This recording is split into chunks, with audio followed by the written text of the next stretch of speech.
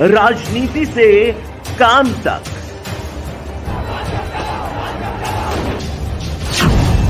अपराध से अंजाम तक,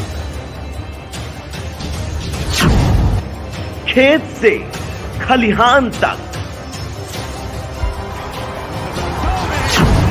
खिलाड़ी से मैदान तक, आईफा की धमाकेदार रात, सितारों से आसमान तक, अब हर खबर पर होगी हमारी नजर। पल पल बदलती देश और दुनिया की हर खबर पाइए सीधा अपने मोबाइल पर। अधर्म सापेक्ष है और अधर्म सापेक्ष देश भारत हो नहीं सकता। ये धर्म प्राण जनता है, इसके रग रग में धर्म निवास करता है। दो तीन घटनाएं अभी इस बीच में बड़ी हृदय को पीड़ा देने वाली हुई। अभी एक अकल के दिवालिये नेता ने तमिलनाडु के कहा कि सनातन धर्म को कोरोना की तरह नष्ट हो जाना चाहिए। भैया, तेरे अगर अकल का दिवाला निकल गया है तो उसके लिए हम क्या कर सकते हैं? संसार में जितने मत, मजहब, पंथ और इज्म हैं, उनका कोई ना कोई प्रवर्तक है, किसी ने उनको उत्पन्न किया है। इस्लाम कब से? बोले मोहम्मद से। ईसाईयत कब से? बोले ईसा से। लेकिन सनातन धर्म कब से? नारायणम पद्म भवम वसिष्ठम शक्तिम च तत्पुत्र पराशरम च देवीम सरस्वतीम व्यासम ततो जय मुदीरयेत। व्यासम सुखम गौड़ पदम महांतम गोविंद योगींद्र मथास्य शिष्यम तम त्रोटकम वार्तिक कार्यमन्य अस्मद गुरोह संतत मानतोष्मि। हमारी परंपरा भगवान नारायण से शुरू होती है और नारायण से शुरू होकर के और इन आचार्यों के रूप में आज तक हमारे सामने विद्यमान है। इसका न कोई आदि है, न कोई अंत है, न इसका कोई जनक है, न कोई प्रवर्तक है। ये सनातन है और सनातन को तो इतने लोग आए इस धरती पर, हूण, शक, यवन, मुगल, अंग्रेज, वो नहीं नष्ट कर पाए तो नालायक तू क्या नष्ट करेगा?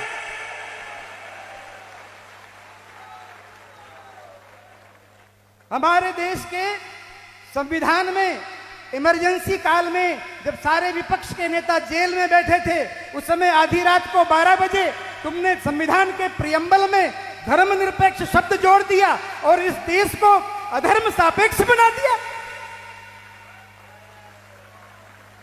तुम्हारे बाप का ये देश है। हमारे पूर्वजों ने इस संविधान को इसलिए स्वीकार नहीं किया था कि देश के 75 साल बाद भी हिंदू अपने अधिकारों के लिए संघर्ष करें। हमारे देवस्थान सुरक्षित नहीं, हमारी पूजा पद्धतियां सुरक्षित नहीं, हमारे जीवन के मूल मानबिंदु सुरक्षित नहीं। अगर आवश्यकता हो तो ऐसे संविधान को आमूल चूल परिवर्तन करके उसको बदलना चाहिए। और ये मैं किसी आवेश में नहीं कह रहा हूं, ये मैं किसी आवेश में नहीं कह रहा हूं।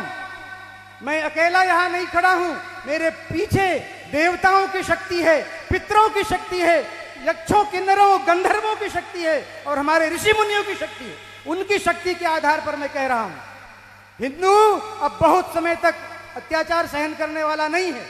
अपने अधिकारों के लिए भैया मिमियाना बंद करो और दिनकर के पदों के साथ स्वर में स्वर मिला करके कि विकराल काल मुंह खोलेगा, फणशेष नाग का डोलेगा, याचना नहीं अब रण होगा और संग्राम महाभीषण होगा। अगर इस तरह से स्थिति रही देश की तो ये ठीक नहीं है। संपूर्ण हिंदू समाज, अगड़ा पिछड़ा, ऊंच नीच, छोटा बड़ा, इन सबको जो जातियों में बांटने का समीकरण चल रहा है।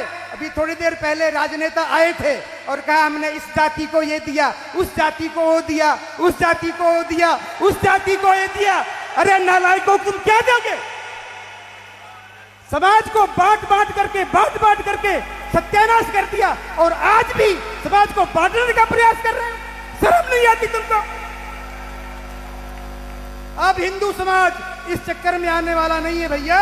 सभी लोग एक स्वर में हिंदवा सहोदरा सर्वे न हिंदू पतितो भवे।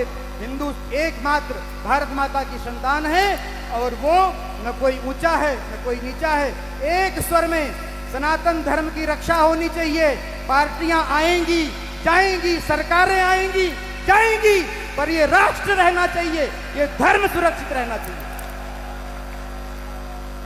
श्री एकलिंगनाथ की, धर्म की, अधर्म का, प्राणियों में विश्व का, गौ माता की, भारत माता की, प्रत्येक हिंदू सैनिक हो, प्रत्येक हिंदू सैनिक हो, प्रत्येक हिंदू सनातनी हो, तब इस राष्ट्र की रक्षा होगी। हर हर महादेव।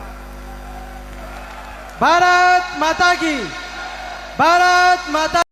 राजनीति की धार हो या खेल की रफ्तार, गांव की चौपाल हो या शहरों का धमाल, आप तक पहुंचेगी हर एक खबर सबसे